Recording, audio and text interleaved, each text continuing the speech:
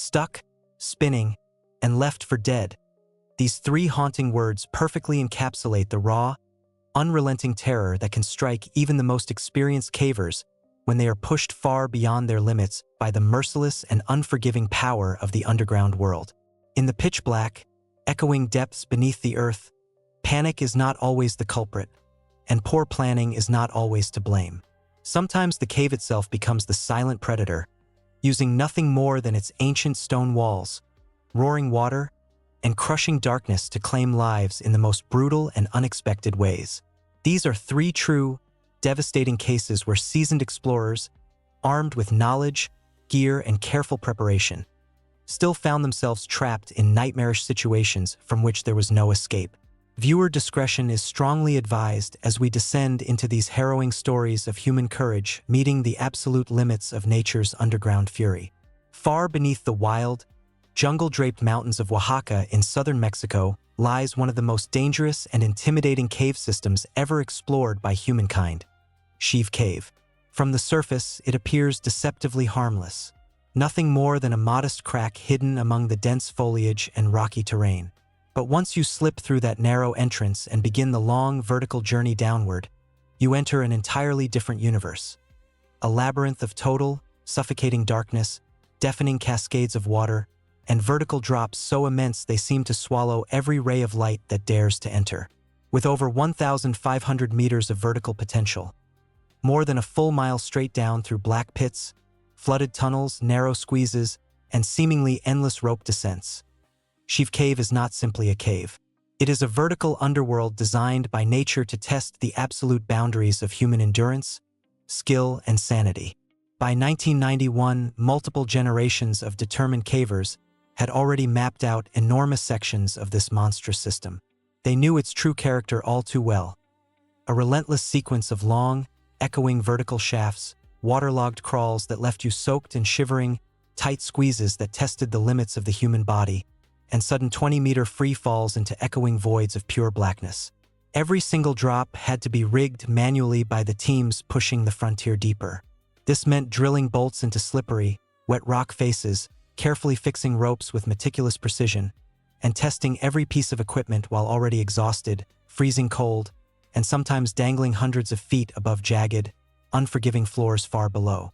That particular year, an ambitious American expedition arrived with the best gear available at the time, years of collective experience, and a meticulously planned route aimed at setting a new depth record in this deadly environment. They were confident, highly skilled, and fully aware of the extreme risks they were taking. Yet Sheave Cave, in its ancient indifference, cared nothing for human confidence or preparation. In places like this, it only takes one microscopic mistake, a single failed clip, 1 second of imperfect rigging, or one drop from which there is no return, to transform a calculated scientific endeavor into a fatal tragedy. The team had already successfully descended numerous vertical pitches by the time they reached the critical 23-meter drop. They had spent many exhausting hours underground, navigating cramped spaces, water-filled passages, and using single-rope technique SRT, with the practiced efficiency that only comes from years of experience. The fatal drop itself was not the deepest in the entire system, but it was technically demanding and psychologically intense. A straight 75-foot plunge into a narrow, wet chamber below. The advanced team that had gone ahead earlier that day had rigged the drop using a fixed rope and a standard rappel rack setup, the accepted equipment of the era. They had reported the rigging as completely solid. The anchor was secure in the rock, the rope was properly fixed and tensioned, and previous descents had gone smoothly without any issues. Chris Jagger, a competent and experienced member of the expedition who had been working with the team throughout that season, was next in line to descend. He carefully clipped into the rope with his rappel rack, leaned back into the void, and began what should have been a controlled and routine descent. At first, everything appeared perfectly normal, but within mere seconds, something felt terribly, horrifyingly wrong. His movement was not the smooth, steady lower that experienced cavers expect. Instead, it was spinning. In vertical caving, a certain degree of rotation on the rope can happen naturally as the rope twists under the climber's weight. But this was something far more violent. A rapid, uncontrolled, dizzying spin that quickly grew faster and more disorienting with every passing second.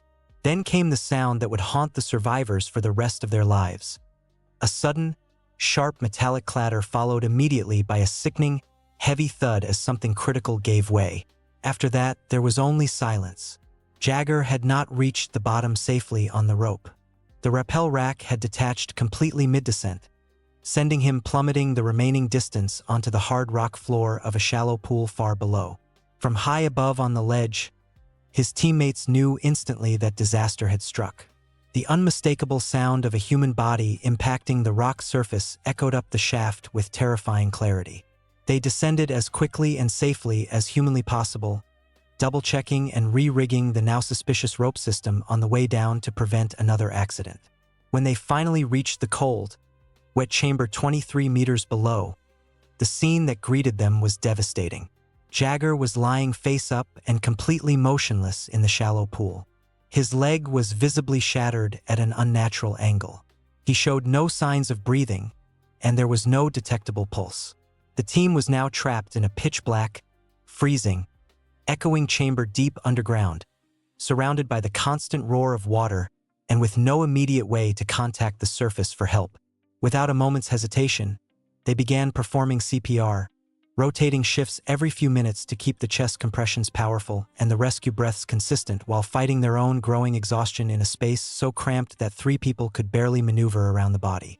For a full 30 minutes they worked desperately, compressing his chest, delivering breaths, checking for any faint sign of life, but there was none. Eventually, the heartbreaking truth could no longer be ignored. He was gone. Even harder than accepting his death was the grim, practical reality that followed. Chief Cave is not a place where you can simply carry a body out on your shoulders. Its endless vertical shafts, extremely tight squeezes, and rope-intensive passages made any attempt to haul a lifeless body upward through multiple 20 to 30-meter drops not only extremely difficult but potentially lethal for the remaining team members. They simply did not have the additional manpower, the specialized pulley systems, or the time required for such a complex recovery operation. With heavy hearts and profound respect, the group made the only responsible decision possible under the circumstances. They would have to leave Jagger's body behind. But they did not do so casually or without ceremony. His remains were carefully and respectfully moved out of the main water flow and placed in a protected alcove within the same chamber, positioned safely away from falling water and any future disturbance. The area was secured as best they could so that later expeditions would not accidentally disturb the site. In the aftermath of the tragedy, exploration at that depth in Chief Cave was temporarily suspended out of respect and safety concerns. Future expeditions would eventually return to push deeper, but they would always do so with heightened caution and the haunting memory of what had happened in that cold, wet, echoing chamber far beneath the surface of the earth. A permanent reminder that in caves this extreme, you are never truly safe, even when you are not stuck or physically trapped. Yet not every fatal mistake occurs a mile underground in some remote Mexican abyss. Sometimes the end comes swiftly and silently in the most deceptively simple of places, just 12 feet away. Our next tragedy unfolded inside Merlin's mine, a notoriously wet, claustrophobic, and unforgiving cave system located in Derbyshire, England. From the outside it looks completely unremarkable. Nothing more than a muddy, uninviting entrance carved into the limestone and tucked quietly into the rolling green hills. But once you venture inside, the walls begin to close in. The air turns bitterly cold and damp, and before long you find yourself crawling flat on your stomach through half-flooded stone channels, dragging your heavy gear through gravel and icy water. Merlin's mine is not famous for its scenic beauty or dramatic formations. It is infamous for how relentlessly hostile and unforgiving it can be. Narrow, flooded passages that twist unpredictably, ceilings that drop without warning, and visibility that can vanish into total blackness in an instant. Deep within its complex network lies the single feature that most cavers dread more than anything else. A sump, a completely submerged tunnel that is pitch black, silt-filled, and only just wide enough for a person in full gear to squeeze through. In the early 1970s, the British caving community was aggressively pushing the boundaries of exploration under incredibly harsh conditions. The drive to map previously unknown sections of these caves often outweighed every other consideration. One of the most active and respected groups in the region was the Pegasus Caving Club, renowned for their methodical planning and their willingness to venture where others feared to go. Among their most skilled and experienced members was a highly regarded caver named John Shag Smith. In the summer of 1974, the team returned once again to Merlin's mine with the specific goal of finally conquering the difficult sump that had stopped their progress several weeks earlier. Their plan was to construct a dam just upstream of the sump to divert the water flow and lower the level enough to allow the team to crawl through dry. However, before beginning the heavy construction work, Smith made a calm, calculated decision. He would take a quick personal look inside the sump first. The passage was short, perhaps only 12 to 15 feet long, and if there happened to be even a small air pocket on the far side, it could dramatically change the entire operation. It would be nothing more than a brief dive in and out. Nothing reckless or overly dangerous, or so it seemed at the time. The rest of the team prepared his gear with great care. A strong tethered rope was securely clipped to his harness. This was his only lifeline to the surface and his teammates waiting above. They agreed on a clear, simple signal system: 3 sharp tugs on the rope if he successfully reached an airspace on the other side. Smith checked every part of his equipment one final time, slipped beneath the dark surface of the water, and disappeared into the tight, cold sump. Above him, the rope pulled taut as the team held it steady and waited. Seconds passed, and then the signal came: 3 distinct, unmistakable tugs. He had found airspace. Everything appeared normal and routine. But after that single signal, there was nothing. No further movement on the line, no return tugs, no pull from below, just complete and eerie stillness. The rope lay slack on the ground as if it were tied to solid rock.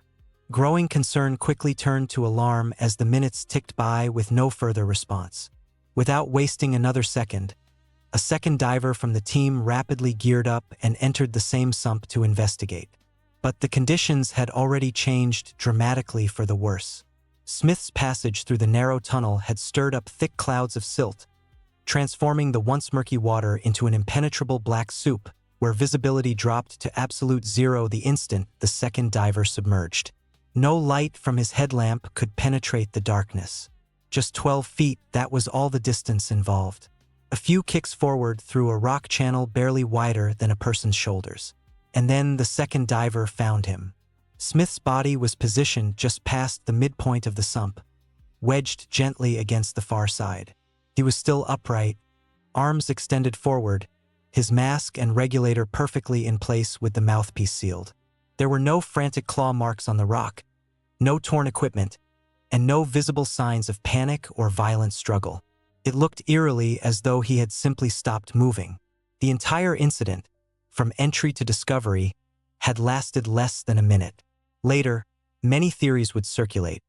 Perhaps a momentary blackout, a sudden medical event, or a stun from striking his head on the low ceiling of the airspace. But underwater in total blackness, there was no time for speculation. There was only the grim and physically exhausting task of body recovery. The sump was far too narrow for 2 people to pass side by side, so the extraction had to be performed slowly, carefully, and with extreme precision to avoid disturbing even more silt. When they finally managed to bring Smith's body back into the air-filled chamber just before the sump entrance, the team carried him a short distance to a small, dry area away from the water. There were no dramatic cries or outbursts of panic, only a heavy, respectful, and profoundly sad silence. What had begun as a routine exploratory dive had ended in tragedy in the space of less than 60 seconds. All because of a flooded tunnel that measured barely 12 feet in length. Tucked away in the beautiful yet deceptively peaceful hills of the Yorkshire Dales in northern England lies Long Churn Cave, a seemingly innocent crack in the earth surrounded by rolling green fields and often used as a popular entry point for both novice and experienced cavers alike. But beneath its calm, inviting surface lies a complex, twisting, and highly unpredictable network of stone, water, and impenetrable darkness that has caught many explorers completely off guard over the years. Located near the small village of Clapham and directly connected to the famous alum pot system, one of the deepest vertical shafts in the entire country. Long Churn serves as a major feeder route into far more dramatic and dangerous underground terrain. The cave is naturally divided into two distinct sections: Upper Long Churn and Lower Long Churn. The upper section is relatively forgiving and friendly, featuring wider passages, shallow streams, and areas where beginners can stand and move with relative ease. However, once you pass the notorious squeeze known as Dr. Bannister's Hand Basin and enter the lower section, the entire character of the cave changes dramatically.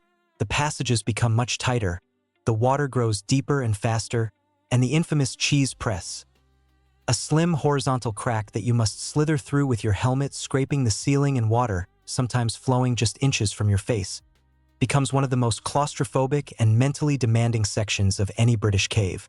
What makes Long Churn Cave especially treacherous is its extreme sensitivity to surface weather conditions. As an active stream cave, rainfall from above reaches its passages within minutes rather than hours. Water levels can surge with shocking speed, turning normally walkable sections into chest-deep torrents and transforming narrow crawlways into deadly underwater traps.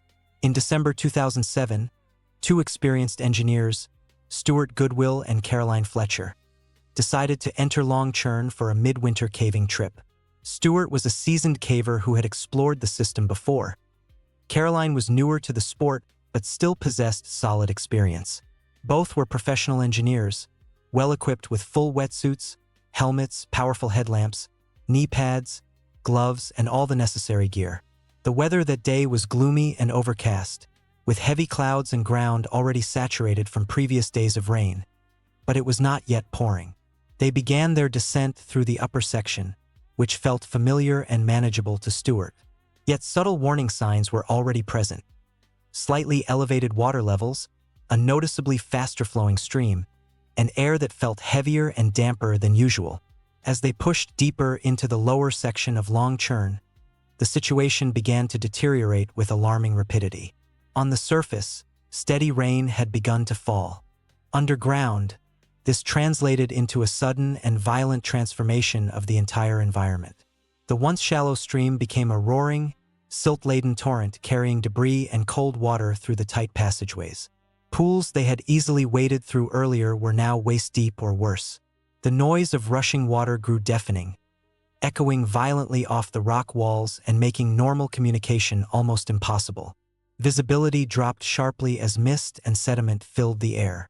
Realizing that conditions were worsening fast, Stuart and Caroline made the logical and responsible decision to turn back and attempt a rapid exit before the flooding became even more severe. But in a cave that is already flooding, retreat is never straightforward or safe. The powerful current now pushed relentlessly against them.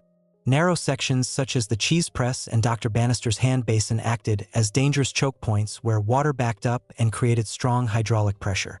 At some point during their retreat, most likely near a sharply narrowing section of the passage, they became entangled in ropes, whether from earlier rigging left by previous groups or from their own carried gear. Once caught in the full force of the current, the rushing water took complete and merciless control. They were swept downstream into confined, turbulent channels where the cave floor dropped suddenly, creating deadly chute-like features. Later that evening, as conditions continued to worsen, a highly trained team from the Cave Rescue Organization, CRO, based in the Yorkshire Dales was mobilized. These dedicated local volunteers, themselves experienced cavers, entered the now treacherous system wearing dry suits and carrying specialized rescue equipment. Battling powerful currents, flooded passages, and near-zero visibility, they pushed forward for many difficult hours. Eventually, in a deeper stretch of Lower Long Churn, they made the heartbreaking discovery. Both Stuart and Caroline were found entangled in rope, lying partially submerged in roughly 1 meter of cold, fast-moving water. They had drowned. The physical recovery of the bodies was an extremely demanding and technically complex operation that required stretchers, intricate rigging, and careful maneuvering through tight, flooded spaces while water continued to surge around the rescuers. The subsequent official inquest conducted by the North Yorkshire Coroner's Office found no evidence of recklessness, negligence, or poor judgment on the part of the two cavers. Their gear was appropriate for the conditions, their entry into the cave was legal and routine, and their decision to attempt an exit once the flooding became obvious was considered rational and logical given the information available to them at the time. Yet the cave's incredibly rapid response to surface rainfall had simply outpaced their ability to retreat safely. Stewart's actions in particular were acknowledged by the coroner as appearing to be the right decision under extreme and rapidly changing circumstances. Tragically, the water had already become too powerful for any escape to succeed. Their deaths sent a profound wave of shock and sorrow through both the local and national caving communities. Stewart and Caroline were not reckless thrill-seekers. They were thoughtful, trained professionals and respected problem-solvers who approached caving with care and intelligence. Their story became a powerful wake-up call and a lasting cautionary tale about the razor-thin margin that often separates a routine underground trip from a deadly one in water-sensitive cave systems. If there is one single, enduring lesson that echoes through all three of these heartbreaking tragedies, it is this: you must always respect the cave, constantly check the sky above before entering, thoroughly understand the structure and behavior of the system you are about to explore, monitor the weather with obsessive attention, and, perhaps most importantly, always leave yourself enough margin for the unexpected. Because deep underground, the difference between a successful adventure and a fatal disaster can be measured in nothing more than a single twist of rope, a few seconds of spinning descent, or a sudden rise in water that no one saw coming until it was already too late.